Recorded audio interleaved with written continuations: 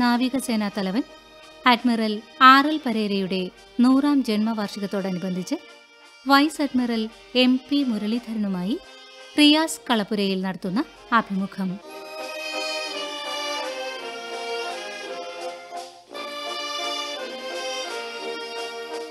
നമസ്കാരം. എല്ലാ പ്രിയപ്പെട്ടവർക്കും സ്വാഗതം. വർഷം 1982, ദിവസം ഫെബ്രുവരി 26. അന്ന് അസാധാരണമായൊരു പത്രക്കുറിപ്പ് ഡൽഹിയിൽ നിന്ന് ഇറങ്ങി. അതിലെഴുതിയിരുന്നത് ഇങ്ങനെയായിരുന്നു: navy bids farewell to its most distinguished soldier. ഭാരത നാവികസേന അതിൻ്റെ അതിവിശിഷ്ടനായ ഒരു പോരാളിയോട് ഇന്ന് വിട പറയുകയാണ്. അന്നേ ദിവസം ഭാരത നാവികസേനയുടെ തലവൻ വിരമിക്കുന്ന ദിവസമായിരുന്നു. സാധാരണ ഒരു പട്ടാള ഓഫീസർ വിരമിക്കുമ്പോൾ ഇങ്ങനെ ഒരു പത്രക്കുറിപ്പൊന്നും പതിവില്ലാത്തതാണ്.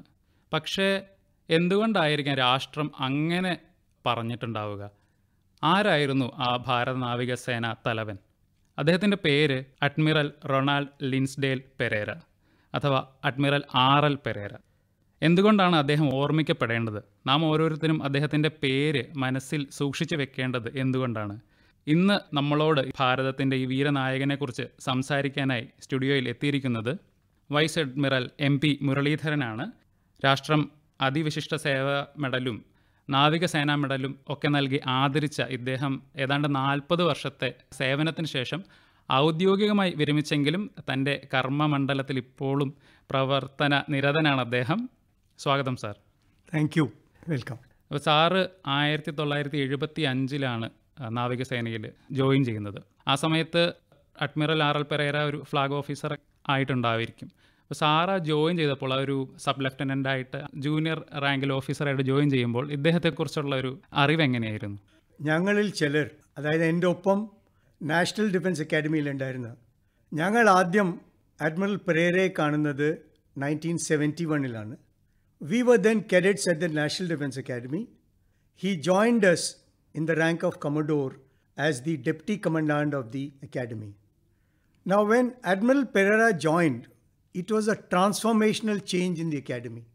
Earlier, there were very distinguished Deputy Commandants, but Admiral Pereira was possibly the first one who got totally immersed and mixed with the cadets.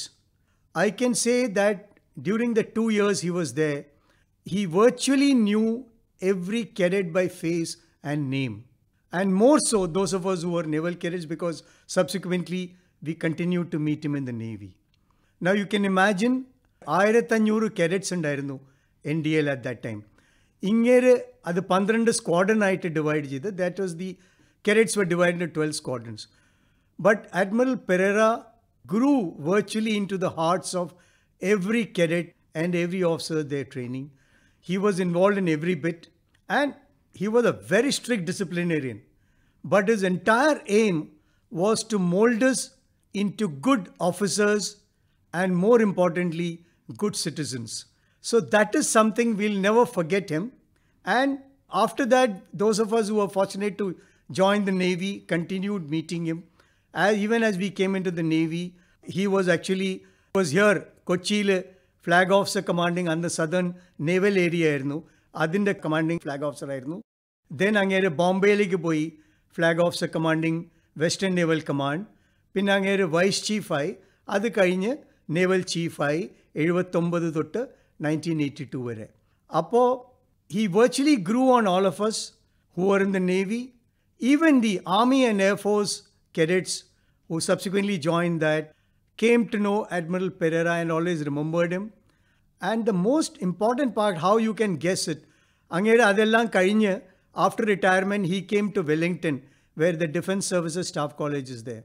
അവിടെയും പല റിട്ടയർഡ് ഓഫീസേഴ്സ് ഉണ്ട് സെറ്റിൽ ആയിട്ട്. പക്ഷേ അഡ്മിറൽ പെരേരയെ കാണുമ്പോൾ എല്ലാ ഓഫീസേഴ്സിനും അവിടുത്തെ അന്തർ ട്രെയിനീസിനും, അന്ന് അതൊരു major lieutenant commander squadron leader ലെവലുള്ള മിഡ് ലെവൽ ഓഫീസേഴ്സാണ്. അതായത് 10-12 കൊല്ലം സർവീസ് കഴിഞ്ഞിട്ട് ട്രെയിനിങ് വരുന്നത്.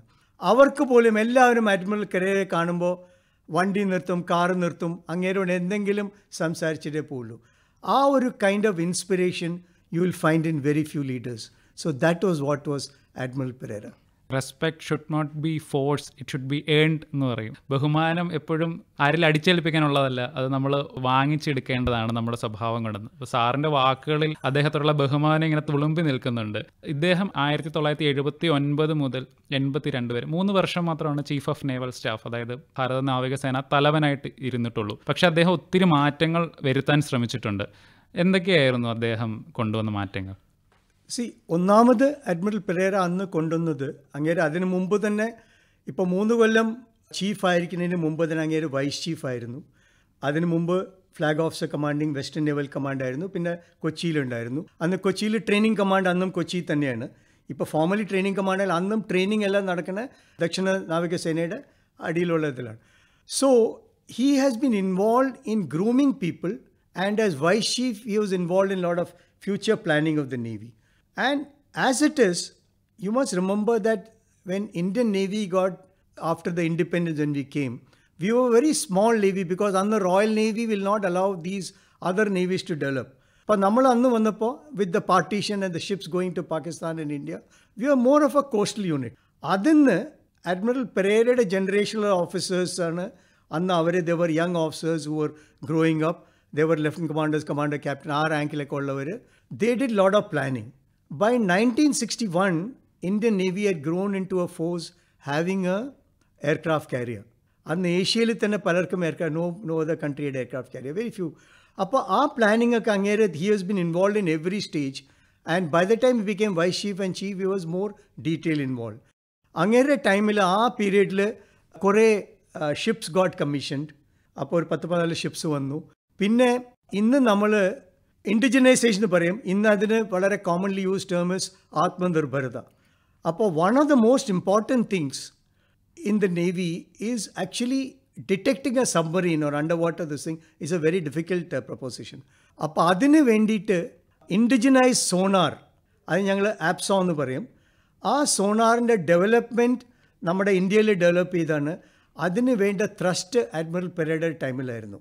അപ്പോൾ അങ്ങേര് അന്നത് കാരണം ഇന്ന് നമ്മുടെ എല്ലാ ഷിപ്സിലും നമ്മുടെ ഇതാണ്. അത് വളരെ high technology, allowing us to detect deeply in to submarine. ഇപ്പോൾ under water detection is a very difficult thing. മറ്റത് ആകാശത്താണെങ്കിലും കരയിലാണെങ്കിലും നമുക്ക് എന്തെങ്കിലും കാണാൻ പറ്റും, ഒരു ബൈനോക്കുലർ വെച്ച് നോക്കിയാൽ പറ്റും. ഓഫ് കോഴ്സ് ഇന്നത്തെ ടെക്നോളജി വെച്ച് you are able to detect the much earlier. So under water സോണാറിന് ത്രസ്റ്റ് കൊടുത്തത് അങ്ങേരാണ്. അപ്പോൾ അത് കൂടാണ്ട് ഞാൻ പറഞ്ഞല്ലോ 10-14 ഷിപ്സ് വർ കമ്മീഷൻ ദെയർ. പിന്നെ 2 മേജർ എസ്റ്റാബ്ലിഷ്മെൻറ്റ്സ് അങ്ങേര് നടത്തി. ഒന്ന് നമ്മുടെ കാർവാറിൽ ആ നേവൽ പ്രോജക്റ്റ്, ഇതിപ്പോൾ ഇന്ന് ഇന്ത്യയിൽ തന്നെ ഏഷ്യയിൽ തന്നെ വളരെ ലാർജസ്റ്റ് നേവൽ ബേസായി മാറുകയാണ്. അതിൻ്റെയും അങ്ങേരായിരുന്നു അതിന് തന്നത്. അതേപോലെ ഒറീസയിൽ ചിൽക്ക, INS ചിൽക്ക എന്ന് പറയും, അത് നമ്മുടെ സെയിലേഴ്സിൻ്റെ ട്രെയിനിങ് എസ്റ്റാബ്ലിഷ്മെൻ്റ് ആയിട്ട് അത് അങ്ങേരുടെ ടൈമിലാണ് അത് വന്നത്. അത് കൂടാണ്ട് അങ്ങേര് വേറെ 1-2 സ്പെഷ്യൽ എസ്റ്റാബ്ലിഷ്മെൻറ്റ്സ്. ഒന്ന് നമ്മുടെ ഇൻടെക് എന്ന് പറയും, Indian naval tactical evaluation group. It's like A think tank study group which looks at various tactics, looks at various weapon system, how do you integrate this. അതേപോലെ ഒരു വെപ്പൺ അനാലിസിസ് യൂണിറ്റ് എന്ന് പറഞ്ഞ് അങ്ങേര് തുടങ്ങിയത്. അതായത് നമ്മുടെ അടുത്തുള്ള വെപ്പൺസും സിസ്റ്റംസിനെയും you analyse it, how you can utilise it better. Specially ഇൻടെക് കുറേ പോളിസീസൊക്കെ എഴുതും. All these were thought of by him. അങ്ങനെ പല ചേഞ്ചസും അങ്ങേര് കൊണ്ടുവന്നിട്ടുണ്ട് as vice chief and chief. So all this has helped our navy transform into a capable unit today, virtually reaching across the world. ഇത് പറയുമ്പോഴാണ് നമ്മൾ അതിൻ്റെ ഒരു വ്യാപ്തി മനസ്സിലാക്കുന്നത്. കാരണം സാർ നേരത്തെ പറഞ്ഞതുപോലെ ഇന്ത്യയും പാകിസ്ഥാനും വിഭജന സമയത്ത് റോയൽ ഇന്ത്യൻ നേവി എന്ന് അന്ന് പറഞ്ഞിരുന്ന ഇന്ത്യൻ നേവിക്ക് പാർട്ടീഷൻ കഴിഞ്ഞിട്ട് ഇന്ത്യക്കും പാകിസ്ഥാനെ പകുത്ത് നൽകിയിട്ട് കുറച്ച് കപ്പലുകളോ ബോട്ടുകളോ ഒക്കെ മാത്രമായിരിക്കും, സ്റ്റാഫുകളാകട്ടെ അത്രയും വളരെ കുറച്ച് മാത്രമായിരുന്നു ഇന്ത്യൻ നേവിക്ക് ഉണ്ടായിരുന്നത് അന്നത്തെ കാലത്ത്. ഇന്നിപ്പോൾ നമ്മൾ നോക്കുമ്പോൾ നമ്മുടെ കയ്യിൽ തദ്ദേശീയമായി കൊച്ചിയുടെ മടിത്തട്ടിൽ തന്നെ വികസിപ്പിച്ചെടുത്ത INS വിക്രാന്ത് മുതൽ ഇപ്പോൾ ആണവവാഹിനി മുങ്ങിക്കപ്പലായ INS അരിഹന്ത് വരെ നമ്മുടെ കയ്യിലുണ്ട്. നമ്മൾ ഇത്രയും വലുതാവാൻ കാരണം അഡ്മിറൽ RL പെരേരയെ പോലെയുള്ള ധാരാളം വിഷണറികളായ നാവികസേന ഓഫീസർമാരുടെ വിയർപ്പ് മൂലമായിരിക്കാം. അവരൊക്കെ അന്ന് ഇത്രയും കൂടുതൽ മുന്നോട്ട് കണ്ട് ചിന്തിച്ചത് കൊണ്ടും ആയിരിക്കാം. സർ, ഇദ്ദേഹം വികസിപ്പിച്ചെടുത്ത ഈ പല ടെക്നോളജികളും ചിലപ്പോൾ 1971 ഇൻഡോ പാക് വാറിലൊക്കെ ഉപയോഗിക്കേണ്ട വന്നായിട്ടുണ്ടാവാം. അന്ന് വിജയത്തിലേക്ക് നയിച്ചതിന് നാവികസേനയുടെ പങ്ക് വളരെ വലുതായിരുന്നു. സർ, അപ്പോൾ അതിനെക്കുറിച്ചൊന്ന് വിശദമാക്കുന്നു. ഈ 71 യുദ്ധസമയത്ത് ഇന്ത്യൻ നേവിയുടെ ഒരു പങ്കും അതിൽ ഇദ്ദേഹം വഹിച്ച ഒരു പങ്കും. നമ്മുടെ ഇൻഡിപെൻഡൻസ് കഴിഞ്ഞിട്ട് നമ്മൾ 2-3 യുദ്ധങ്ങളിൽ ഉണ്ടായിരുന്നു. ഒന്ന് ചൈനയായിട്ട്, അത് 62 അത് ലാൻഡ് വാർ ആയിരുന്നു. പിന്നെ 65 പാകിസ്ഥാനായിട്ട് ലാൻഡും എയർഫോഴ്സ് ആൻഡ് നേവിയുടെ റോൾ വളരെ കമ്പാരിറ്റീവ്ലി ലിമിറ്റഡ് ആയിരുന്നു. 1971 വാറിലാണ് navy played a major role. അതിൽ ഇപ്പം നമ്മുടെ ഐ ക്യാൻ സേ ദാറ്റ് ആ 2 സെക്ഷനിലും വെസ്റ്റ് പാകിസ്ഥാൻ അഗൻസ്റ്റ് ആയിട്ടും there was a major operations that was done there.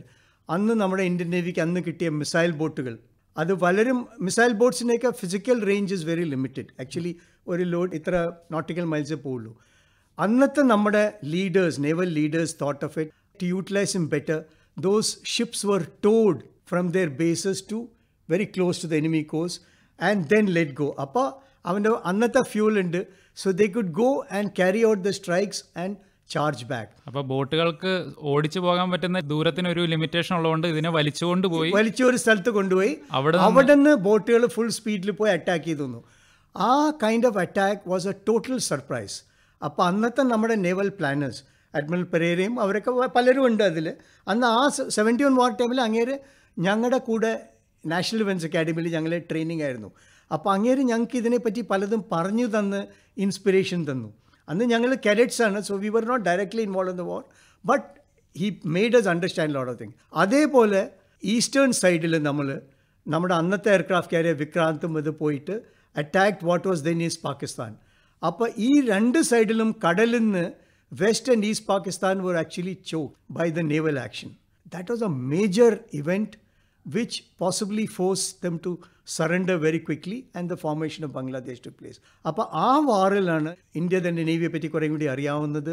The navy came of age and the importance of maritime forces നമ്മുടെ രാജ്യത്തിന് പലർക്കും അറിയാൻ പറ്റിയത്. ഒരു കാര്യം ഞാനിവിടെ പറയാം, കുറച്ച് ഡൈവേർഷൻ ആയിരിക്കും. നമ്മൾ from historic times India was a major naval power. നമ്മുടെ ഷിപ്സും നമ്മുടെ ആളുകളും whether it is Chera, Chola, Pallavas, അതേ പല ഇത് നമ്മുടെ എല്ലാവരും പോയിരുന്നു. അന്നത്തെ known world we were trading and we were actually controlling the world trade till about 1600 AD. And for various reasons, അന്നത്തെ people slightly ignored the sea. That allowed the European powers to come to India. അപ്പം നമ്മുടെ pre independence ആയപ്പോഴേക്കും നമ്മുടെ പല ഹിസ്റ്റോറിയൻസും എഴുതി ഇതിനെപ്പറ്റി. ഇപ്പോൾ കേരളത്തിൽ തന്നെ സർദാർ KM പണിക്കർ അങ്ങേര് ഇതിനെപ്പറ്റി എഴുതിയിരുന്നു. ആൻഡ് നമ്മുടെ first prime minister Pandit Jawaharlal Nehru, he had also written a lot about the importance of naval power. ഇതെല്ലാം വന്നപ്പോൾ the development of Navy took place. And the generation ഇപ്പോൾ അഡ്മിറൽ പെരേരയൊക്കെ അങ്ങേര് റോയൽ ഇന്ത്യൻ നേവിയിൽ ചേർന്ന് പിന്നെ അത് കഴിഞ്ഞ് ഇൻഡിപെൻഡൻസ് വന്നത്. ഇവരൊക്കെയാണ് they actually groomed the navy, he and his seniors and this thing. So by the time 71 war വന്നപ്പോഴേക്കും we were built up in to we were able to utilize a force and he further expanded. ഇന്ന് നമ്മൾ കാണുന്ന navy people like Admiral Pereira have contributed a lot. അതന്നെ, ആ ഒരു journey തന്നെ വെറും 20 വർഷം കൊണ്ടാണല്ലോ അത്രയും വലുതാക്കിയെടുത്ത് ഒരു മേജർ വിക്ടറി തന്നെ വരുന്നത്. ഇപ്പോൾ സാറ് പറഞ്ഞതുപോലെ ചിലപ്പോൾ ഇത് നമ്മുടെ DNA-യിൽ ഉണ്ടായിരുന്നിരിക്കാം, ഈ ഒരു വാർഫെയറോ അല്ലെങ്കിൽ ഒരു സീ നാവിഗേഷൻ ചിലപ്പോൾ നമ്മുടെ മനസ്സിലൊക്കെ ഉണ്ടായിരുന്നിരിക്കാം. ഇതിപ്പോൾ നമ്മൾ എങ്ങനെയാണ് നാവിക സേനയെ പ്രിപ്പയർ ചെയ്യേണ്ടത്, അതിനെ എങ്ങനെ ഭാവിയിലേക്ക് ഉപയോഗിക്കാം എന്നതിലൊക്കെ ആണെങ്കിൽ അതിനോടൊപ്പം തന്നെ ഇതിലുള്ള സ്റ്റാഫുകളുടെ ഒരു വെൽഫെയർ, അവർ നന്നായി ഭക്ഷണം കഴിക്കുന്നുണ്ടോ, അവരുടെ കുട്ടികൾക്ക് വിദ്യാഭ്യാസം ലഭിക്കുന്നുണ്ടോ, അവർ സമാധാനമായാണോ വീട്ടിലിരിക്കുന്നത് എന്നൊക്കെ ആലോചിക്കുക. അതും ഒരു തലവനെന്ന നിലയിൽ ആലോചിക്കണമായിരുന്നു. അപ്പോൾ അദ്ദേഹം സ്വന്തം സ്റ്റാഫുകളെയും ഒരു പിതാവിനെ എന്ന പോലെ ഒരു കുടുംബത്തെ എന്ന പോലെ കൊണ്ടു നടന്ന ആളായിരുന്നു. അപ്പോൾ അഡ്മിറൽ RL പെരേര ആ കാര്യത്തിൽ എന്തൊക്കെയായിരുന്നു ചെയ്തത്? See, one thing he was very clear that people are there in the armed forces. Since he was more in the Navy, you are out at sea. And കപ്പലിൽ പോയാൽ ദിവസങ്ങളോളം നാട്ടിലേക്ക്, ഇപ്പോൾ ഒരു നോർമൽ വീട്ടിലിരിക്കുന്ന ഒരു ജോലി പോലെയല്ല. അതായത് ഇപ്പോൾ രാവിലെ ഓഫീസിൽ പോയി വൈകുന്നേരം വന്നു, കൂടി വന്ന 1-2 ദിവസം പുറത്ത് പോയി, ഇതല്ല. കടലിൽ പോയി കഴിഞ്ഞാൽ കപ്പലുകളും സബ്മറൈൻസും ഒക്കെ പോയി കഴിഞ്ഞാൽ ദിവസങ്ങളല്ല, ആഴ്ചകളും മാസങ്ങളും കഴിഞ്ഞിട്ടാണ് ചിലപ്പോൾ വരുന്നത്. അപ്പോൾ ആ സമയം ഇപ്പം നമ്മുടെ നാട്ടിലിരിക്കുന്ന, അതായത് ബേസിലിരിക്കുന്ന ഫാമിലീസ്, അവരുടെ വെൽഫെയർ, അവർക്ക് വേണ്ടിയത് വീടുകൾ, കുട്ടികളുടെ വിദ്യാഭ്യാസം, ഇതിനൊക്കെ അങ്ങേര് he took lot of interest to ensure that ഇപ്പോൾ ആളുകളുടെ മൊറാൽ, ഇപ്പോൾ നമ്മൾ കടലിൽ പോകുമ്പോൾ if you are happy, if you are sure that your family is well looked after, there will be no problems there. അതിൻ്റെയൊക്കെ ഡെവലപ്മെൻറ്റ് അങ്ങേര് കുറേ interest എടുത്തിട്ടുണ്ട്. പിന്നെ അങ്ങേരെ അറ്റാച്ച്മെൻറ്റ് സോ ഗുഡ്. ഇപ്പോൾ ഒരു അങ്ങേരെ വെച്ച് ആ മനുഷ്യൻ്റെ പാഷൻ, ഞാനൊരു ചെറിയ ഇൻസിഡൻറ്റ് പറയാം. അങ്ങേര് നമ്മുടെ പ്രൈം മിനിസ്റ്ററെ കാണാൻ പോവുമായിരുന്നു. ആ പോണ വഴിയിൽ അങ്ങേര് ഒരു ആക്സിഡൻറ്റ് കണ്ടു. ഒരു ആക്സിഡൻറ്റിൽ ആരോ ഇഞ്ചേർഡായി കിടക്കണം, അവരെ എടുക്കാൻ പറ്റില്ല. അങ്ങേര് സ്വന്തം കാറ് നിർത്തി അവരെയും കൊണ്ട് ആശുപത്രിയിലാക്കിയിട്ട് അത് കഴിഞ്ഞിട്ടാണ് പ്രൈം മിനിസ്റ്ററെ കാണാൻ പോയത്. അങ്ങേര് പറഞ്ഞു കാണും ഇതാണ്. അപ്പോൾ ഒരു കമ്പാഷൻ. അതേപോലെ നേവിയിലോ ഓഫീസേഴ്സോ സെയിലേഴ്സോ വല്ലവരും ഇഞ്ചോറോ വല്ലതോ എന്തെങ്കിലും ഒരു പ്രോബ്ലം ഉണ്ടെങ്കിൽ he's to go out of his way to solve them. പിന്നെ വേറൊരു കാര്യം, ഇന്നിപ്പോൾ ലിസ്ണേഴ്സ് മെനി ഓഫ് ദം, നമ്മളിപ്പോൾ എല്ലാവരും പറയുന്നുണ്ട് 2 വീലർ ഓടിക്കുമ്പോൾ ഹെൽമെറ്റ് ധരിക്കണമെന്ന്. പലരും കേൾക്കാറില്ല. ഇപ്പോൾ ഇവിടെ തന്നെ കൊച്ചിയിൽ തന്നെ റോഡുകൾ നോക്കിയാൽ പലരും ഹെൽമെറ്റ് കയ്യിൽ തൂക്കിയാൽ നടക്കണേ. അങ്ങേര് ഇവിടെ ഐ തിങ്ക് കൊച്ചിയിലിരിക്കുമ്പോഴാണ് തോന്നുന്നു ഇതൊരു ആക്സിഡൻറ്റ് ഉണ്ടായി. അപ്പോൾ somebody got seriously injured and he realise ഒരു ഹെൽമെറ്റ് ഇട്ടിരുന്നെങ്കിൽ ഇത്രയും ഹെഡ് ഇഞ്ചുറിയും അതൊന്നും വരില്ല. So he insisted and he enforce the rule that helmet should be worn. And അങ്ങേര സ്ട്രിക്റ്റായി പിടിച്ചുകൊണ്ട് the entire generation today virtually the ആം forces you will not find anybody driving a 2-wheeler without a helmet. അത് ആ ഒരു injury കണ്ട അങ്ങേരെ പിടിച്ചിരുന്നു. Anybody whose disobeying rules were taken to task. Simple കാര്യം അന്ന് പറയും, ശരി, next 2 weeks your bike will not be available to you. അത് മതി. So you are learn your lesson. അപ്പോൾ അങ്ങനെ ഇങ്ങേര് was very passionate about very things. ആരെങ്കിലും എന്തെങ്കിലും പോയാൽ and used to always say, so long as you can help anybody and if it's not breaking rules and if it is not your personal gain, please go ahead and do it. ആ kind of compassion എത്ര പേർക്കുണ്ടാവും? അതെ, തീർച്ചയായും. That is.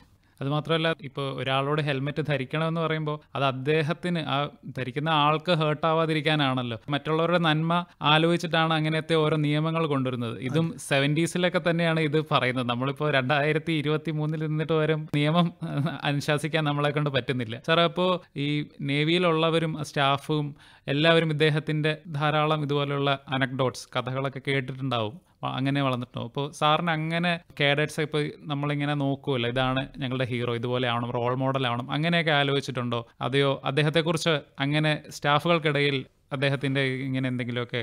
Definitely. ഇപ്പം ഞങ്ങൾ അങ്ങേരെ ഒപ്പം ഉണ്ടായിരുന്ന കേഡറ്റ്സും അത് കഴിഞ്ഞിട്ട് യങ് ഓഫീസേഴ്സ് ആയിരുന്നവരൊക്കെ we were totally influenced by him. He was actually a role model. ഞാൻ നേരത്തെ പറഞ്ഞ പോലെ so long as you can help, assist anybody, so long as you're not breaking any rules, it's not for personal gain. അങ്ങേര് പറഞ്ഞത്, I have always followed it in my career as I moved up the chain to whatever level I reached. Same thing was there. എൻ്റെ personally, I have a very personal incident that NDL ട്രെയിനിങ്ങിലിരിക്കുമ്പോൾ I had broken my hand. ഒരു horse riding ആക്സിഡൻറ്റിൽ I had broken my hand and I was slightly lower medical category. But after I had this thing, I used to do it. അപ്പോൾ ഇങ്ങേര്, but then there was so many other procedural delays, ഇത് പിന്നെ ചെയ്യാമെന്ന്. So I remember through my squad commander we met the thing, and Angera as deputy commandant went out of the way to ensure that my medical categorization was upgraded, because he saw me doing all activities. He said it does not what you can do. So I got, and then I continued, stayed on in the Navy and went on. And even later, whenever he met me, he used to ask, how is your hand?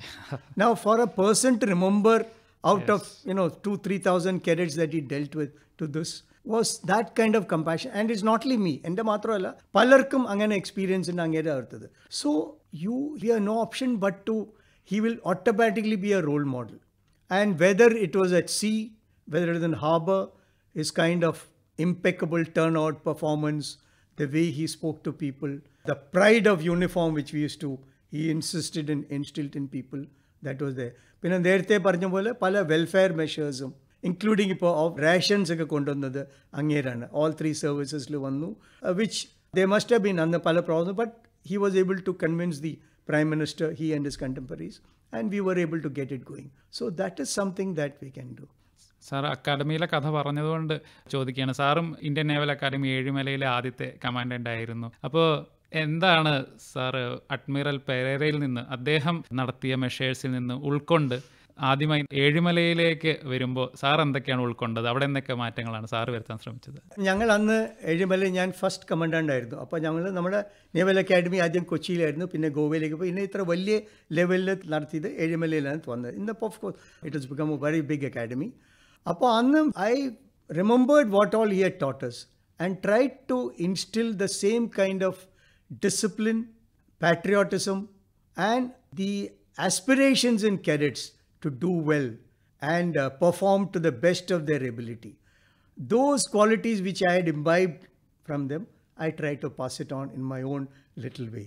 I don't want to compare myself with Admiral Pereira. I mean, I place him on a very high pedestal. Sir 75 ഈ നേവിയിലേക്ക് ചേരാനെടുത്ത തീരുമാനം അപ്പോൾ ഇന്നത്തെ ഒരാളുകളിലേക്ക് എങ്ങനെ എത്തിക്കാൻ പറ്റും? അവരെങ്ങനെയായിരിക്കും ഒരു ഫോഴ്സിൽ ചേരണമെന്നൊരു തീരുമാനം എടുക്കണമെങ്കിൽ എന്താവും അവരുടെ മനസ്സിലുണ്ടാവേണ്ടത്? എന്ത് തരത്തിലുള്ള ക്വാളിറ്റി ആയിരിക്കും വേണ്ടത്? See, basically, any armed force, Army, Navy, Air Force you join, it's a profession. But it's a profession which probably calls for little more than, it is not a 9 to 5 job. It's a 24/7. ഇപ്പോൾ നമ്മൾ കടലിൽ, if you are deployed at sea for an operation, or if you are in the army deployed in Siachen or somewhere, or in Air Force you are flying somewhere in all these distant areas, it is a 24/7 job, armed forces. Now, adine patti you must make children understand. ഇപ്പോൾ പലർക്കും they are only seeing what it is. അപ്പോൾ പലർക്കും അറിയില്ല. ഇപ്പോൾ north ഇന്ത്യയിലൊക്കെ കുറേയും കൂടി ആളുകൾ അവർക്ക് വളരെ ജനറേഷൻസ് ആയിട്ട് ആർമിയിലുണ്ട്. നമ്മുടെ ഇവിടെ കുറേ പേരുണ്ട്, പക്ഷെ എന്നാലും കുറച്ചും കൂടി, അതായത് സ്കൂൾ ലെവലിൽ തന്നെ നമുക്ക് കുട്ടികൾക്ക് പല പ്രൊഫഷണലിനെ പറ്റിയും പറഞ്ഞു കൊടുക്കണം. ദാറ്റ് ഇൻക്ലൂഡ്സ് ആം ഫോഴ്സസ്, നേവി. ആൻഡ് കേരളത്തിലൊക്കെ നേവിയെ പറ്റി പറഞ്ഞാൽ എല്ലാവർക്കും മനസ്സിലാവും. ബിക്കോസ് ഇവിടെ കടൽ കാണാത്ത ആരുമില്ല. കടലുകളും ഷിപ്സുകളും എല്ലാം ഉണ്ട്. നമ്മുടെ ഇവിടെ ഏത് തീരദേശത്ത് പോകും ഒന്നുമില്ലെങ്കിൽ വഞ്ചികളും ബോട്ടുകളും കാണാറുണ്ട്.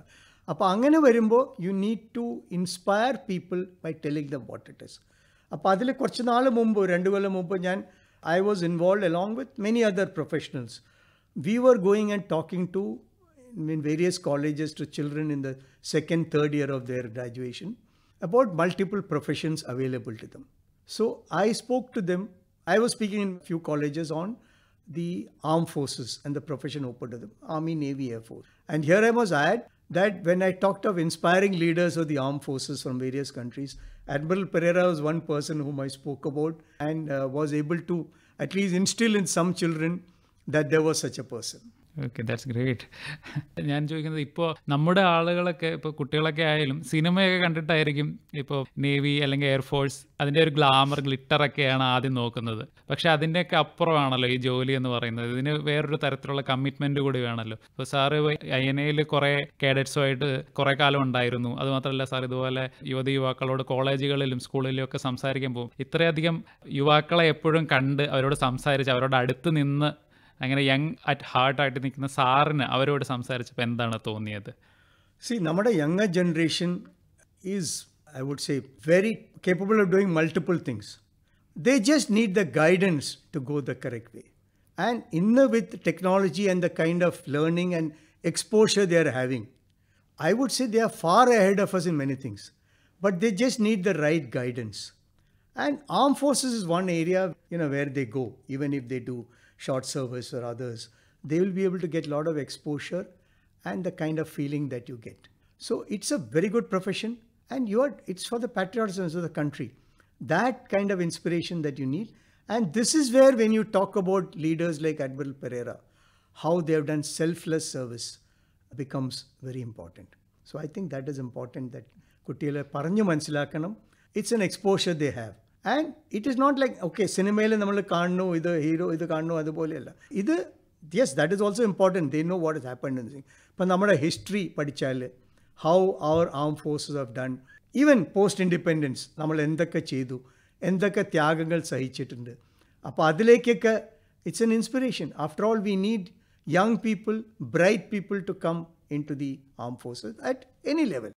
And once they come, they choose, they can grow in that line. And it's a very good profession. And I think people like Admiral Pereira have shown us what can be done. അപ്പോൾ അറിയേണ്ടതാണ് അത്യാവശ്യം. ഇപ്പോൾ ഈ May 25-ന് admiral RL പെരേരയുടെ 100ാം ജന്മവാർഷികമാണ്. അതുകൊണ്ടാണ് Indian navy ഇത് എല്ലാവരിലേക്കും ഇദ്ദേഹത്തെക്കുറിച്ചുള്ള, ഇദ്ദേഹത്തിൻ്റെ ജീവചരിത്രം, ആരായിരുന്നു ഇദ്ദേഹം എന്നൊക്കെ അറിയിക്കാൻ എല്ലാവരിലേക്കും ഇദ്ദേഹത്തിൻ്റെ ജീവിതം എങ്ങനെയായിരുന്നു എന്നൊക്കെ എത്തിക്കാനായി ഇതുപോലെയുള്ള ഇൻറ്ററാക്ഷൻസ് നടത്തുന്നത്. അപ്പോൾ സാർ, ഈ ജന്മവാർഷികത്തോടനുബന്ധിച്ച് എന്തൊക്കെ പരിപാടികളാണ് ഇന്ത്യൻ നേവി വിഭാവനം ചെയ്യുന്നത്? നേവി ഇതിനെപ്പറ്റി ഇന്ത്യയുടെ നാനാഭാഗത്തും ഇതേപോലെ ഒന്ന് ഇപ്പോൾ നമ്മൾ ഓൾ ഇന്ത്യ റേഡിയോ അതിൽ കൂടി ഇങ്ങനെ ഓരോരുത്തരും ഇൻറ്ററാക്ഷൻ, അതേപോലെ സെമിനാർസ് നടത്താൻ പ്ലാൻ ഉണ്ട്. പിന്നെ പല കോളേജസിലും അവിടെ പോയി ഇൻറ്ററാക്ഷൻ നടത്താൻ ആളുണ്ട്. അപ്പോൾ അങ്ങനെ അങ്ങേരുടെ മെസ്സേജും അങ്ങേരുടെ ഇതും സ്പ്രെഡ് ചെയ്യാനായിട്ട് പല ഇതും നടത്തുന്നുണ്ട് നേവി. അത് അഡ്മിറൽ പെരേര മാത്രമല്ല, ത്രൂ ദിസ് നേവിയും ഇതിനെ പോയി ഇപ്പം നമ്മുടെ ആളുകൾക്ക് പലർക്കും ഇപ്പോൾ ന്യൂസ് പേപ്പർ തുറന്ന് നോക്കിയാൽ you find this topic of Indo Pacific. ഇപ്പം നമ്മുടെ പ്രധാനമന്ത്രി തന്നെ അടുത്ത് തന്നെ പോയിട്ട് അങ്ങേര് പസഫിക് നേഷൻസിൻ്റെ അവർ ഇൻറ്ററാക്ഷൻ ഉണ്ട്. എന്താണ് ഇപ്പോൾ ഞാൻ സ്ലൈറ്റ്ലി പറഞ്ഞാൽ, ഇപ്പോൾ 21st century is known as a century of the seas, maritime century ആയിട്ട് വെച്ചിരിക്കുന്നത്. ബിക്കോസ് ഇന്ന് നമ്മുടെ world is interconnected and almost 90% of the trade moves by sea. 90% by volume, 70% by cost. That's the kind of studies that we have done. So therefore, the interaction maritime field has become important. For India, we are a maritime nation. India, we were a great nation when we respected the sea and when our people went out. We neglected. Now we have realized the importance of the sea. അതാണ് താങ്കൾ നേരത്തെ പറഞ്ഞ പോലെ നമ്മളിപ്പോൾ navy develop ചെയ്യുന്നു, aircraft careers വന്നു, nuclear submarines വന്നു, വേറെ കൂടുതൽ ഷിപ്സ് വരുന്നു. ഇപ്പം നമ്മുടെ navy is being diploid virtually across the world. ഇപ്പോൾ കഴിഞ്ഞോണ നമ്മുടെ ഇത് വന്നപ്പോൾ independence day we had across എല്ലാ കോണ്ടിനെൻറ്റ്സിലും ഇന്ത്യൻ നേവൽ ഷിപ്സ് ഉണ്ടായിരുന്നു. ഓരോ കോണ്ടിനെൻറ്റിലും ഓരോ ഷിപ്സിനെ ഡിപ്ലോയ് ചെയ്തു. അപ്പോൾ importance of India and Indian navy ഇപ്പം നമ്മൾ ഇൻഡോ പസഫിക് ഓഷ്യൻസ് ഇനീഷ്യേറ്റീവ് എന്ന് പറഞ്ഞിട്ട് ഇവിടുത്തെ കൺട്രീസിനെയൊക്കെ ലിങ്ക് ചെയ്യാൻ നമ്മൾ നോക്കുന്നുണ്ട്. And we are involve with various countries discussions. എല്ലായിടത്തും ഇപ്പോൾ നമ്മുടെ നാഷണൽ മാരിടൈം പോളിസി ഇതൊക്കെ പറഞ്ഞത് കാരണം പ്രധാനമന്ത്രി തന്നെ പലയിടത്തും പറഞ്ഞിട്ടുണ്ട് how important the oceans. So while we are celebrating Admiral Pereira, we are remembering a great man. It is also, we are trying to revive the importance of the oceans and how the maritime field, maritime activity is important, and the role that Navy can play, and the role that India should respect the sea, should venture into the sea for it to become, to reach its rightful place as a major player in the world. അതിൻ്റെ ഭാഗമായിട്ട് admiral R L പെരേരയുടെ ജന്മവാർഷികം ആഘോഷിക്കുമ്പോൾ പൊതുജനത്തിന് എങ്ങനെയാണ് ഇതിലൊന്ന് പങ്കാളികളാവാൻ പറ്റുന്നത്? ഞാൻ പറഞ്ഞ പോലെ നേരത്തെ ഇതിൻ്റെ കുറേ ഡിബേറ്റ്സും ഇതൊക്കെ നടത്തും. അപ്പോൾ അതിലൊക്കെ ദേക്കാൻ സിംഗ്. പിന്നെ അങ്ങേരെ പറ്റിയുള്ള 2 നല്ല പുസ്തകങ്ങൾ എഴുതിയിട്ടുണ്ട്. ആ 2 പുസ്തകങ്ങളും അറിഞ്ഞാൽ വായിക്കാൻ അത് കുറേയും കൂടി സർക്കുലേഷനിലൊക്കെ വന്നാൽ ലൈബ്രറികളും പ്രത്യേകിച്ച് സ്കൂൾ ലൈബ്രറീസൊക്കെ അത് മേടിച്ച് വെച്ചാൽ that will be very useful. ആ 2 പുസ്തകങ്ങളും, one of them is called the With Pride and Honor, a true story of inspiring leadership. It's a biography, Navy sponsored എന്നൊരു നേവൽ ഓഫീസർ എഴുതിയതാണ്. ഇതിൻ്റെ റിലീസിൽ പണ്ട് പ്രസിഡന്റ് ഓഫ് ഇന്ത്യ തന്നെ കുറച്ച് കൊല്ലം മുമ്പ്. അതേപോലെ ദി അഡ്മിറൽ ഐ ന്യൂ എന്ന് പറഞ്ഞിട്ട് മൈക്ക് ഭല്ല, ഒരു ബ്രിഗേഡിയർ ഭല്ല, എൻ്റെ കണ്ടംപററിയാണ്. അങ്ങേര് ഞങ്ങളുടെ ഒപ്പം ഉണ്ടായിരുന്നു. അഡ്മിറൽ പെരേരയ്ക്ക് അങ്ങേരൊരു മകനെ പോലെയായിരുന്നു. അപ്പോൾ അങ്ങേരും ഇതിലൊക്കെ എല്ലാവരും കോട്ട് ചെയ്തിട്ടുണ്ട്. ഈ 2 അങ്ങേരെ ബയോഗ്രഫീസ് പോലെ എഴുതിയിരിക്കുന്നത്. അതേപോലെ അഡ്മിറൽ പെരേരയെ പറ്റി കൂടുതൽ പറഞ്ഞപ്പോൾ ന്യൂസും മീഡിയയിലും ഇപ്പോൾ ബാംഗ്ലൂർ ഒരു മേജർ സിമ്പോസിയം നടത്താൻ പ്ലാൻ ഉണ്ട്. അതൊക്കെ കഴിഞ്ഞാൽ അങ്ങനെ വന്നാൽ ഒരു ഇൻസ്റ്റിങ്ഷൻ. അപ്പോൾ മീഡിയ ഷുഡ് ബ്രിങ് അപ്പ് മാഗസീൻസിലും ന്യൂസ് പേപ്പർ വീക്കെൻഡ് റീഡിങ് അങ്ങനെയൊക്കെ ഇങ്ങനെ പറ്റി എന്ന ആർട്ടിക്കിൾസൊക്കെ വന്നാൽ automatically inspire people to learn more and more about him. And I think that is important. സേന എന്ന് കേൾക്കുമ്പോൾ ആദ്യം ആയുധവും യുദ്ധമൊക്കെയാണ് മനസ്സിൽ വരുന്നത്. പക്ഷേ ഭാരത നാവികസേന എന്ന് കേൾക്കുമ്പോൾ ആദ്യം മനസ്സിൽ വരുന്നത് നമ്മൾ നടത്തിയ ഇവാക്യുവേഷൻ പ്രോഗ്രാമുകളൊക്കെയാണ്. അതായത് ഇപ്പോൾ സുഡാനിൽ ഈ അടുത്ത് പ്രശ്നം ഉണ്ടായപ്പോഴും അവിടെ നിന്ന് ആളുകളെ പല ഇന്ത്യയിലേക്ക് മാത്രമല്ല ഇന്ത്യൻ നാട്ടുകാരല്ലാത്തവരെ ഇപ്പോൾ ഫ്രാൻസിൽ നിന്ന് വരെ നമുക്കൊരു അപ്രിഷിയേഷൻ ലെറ്ററൊക്കെ വന്നല്ലോ. മറ്റുള്ളവരെയും നമ്മൾ എങ്ങനെയാണ് രക്ഷപ്പെടുത്തി അവരുടെ വീടുകളിൽ എത്തിക്കുന്നത് എന്നതിൽ വരെ നാം പരിശ്രമം നടത്തിക്കൊണ്ടിരിക്കുകയാണ്. ഇങ്ങനെയുള്ള പീസ് കീപ്പിംഗ്, അതായത് സമാധാനം എല്ലായിടത്തും ഒരുപോലെ പുലരാൻ ആയിട്ടുള്ള പല ശ്രമങ്ങളും ഭാരത നാവികസേന നടത്തിക്കൊണ്ടിരിക്കുന്നുണ്ട്. ഇതിനൊക്കെ ഊർജം പകർന്നത് അഡ്മിറൽ ആർ എൽ പെരേരയെ പോലെയുള്ള അനേകം നാവികരാണ്. അപ്പം അവരെയൊക്കെ ഓർത്തുകൊണ്ട് നമുക്ക് ഇതുപോലെയുള്ള മഹാരഥന്മാരെ നാം ഇടയ്ക്കിടെ ഓർക്കണം. നാം ഇന്ന് ആസ്വദിക്കുന്ന ഈ സ്വാതന്ത്ര്യം മറ്റു പലരുടെയും വിയർപ്പിൻ്റെയൊക്കെ ഫലമാണ്. അപ്പോൾ അവരെയൊക്കെ നമിച്ചുകൊണ്ട് ഒത്തിരി നന്ദി സാർ, അഡ്മിറൽ ആർ എൽ പെരേരയെ കുറിച്ച് ഇത്രയധികം സംസാരിച്ചതിന്, ഇത്രയധികം സാറിൻ്റെ തിരക്കേറിയ സമയത്ത് ഇന്ന് കുറച്ച് സമയം നമുക്കായി മാറ്റി വെച്ചതിന് ഒത്തിരി നന്ദി sir. Jai Hind. Thank you. I'd like to say the Navy is beyond pure war fighting. Like you rightly said, peace ടൈമിലും വളരെ റോളുകളുണ്ട് നേവിക്ക്. ഇപ്പോൾ കടൽ എവിടെയുണ്ടോ അവിടെയൊക്കെ നമ്മൾ നെയ്ബേഴ്സാണ്.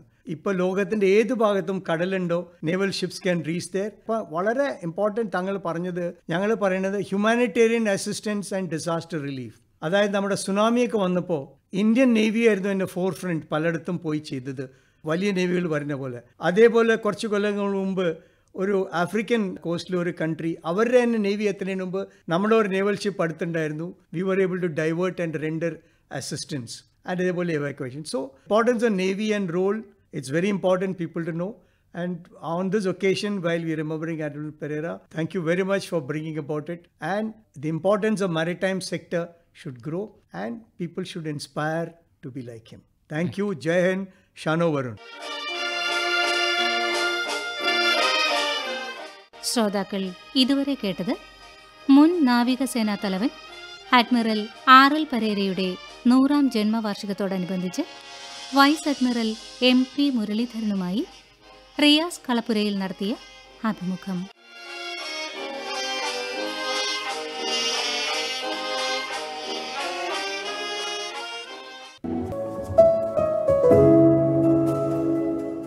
അഭിമുഖം റിയാസ് കളപ്പുരയിൽ.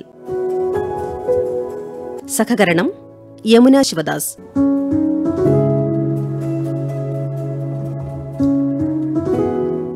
അവതരണം ആകാശവാണി കൊച്ചി FM.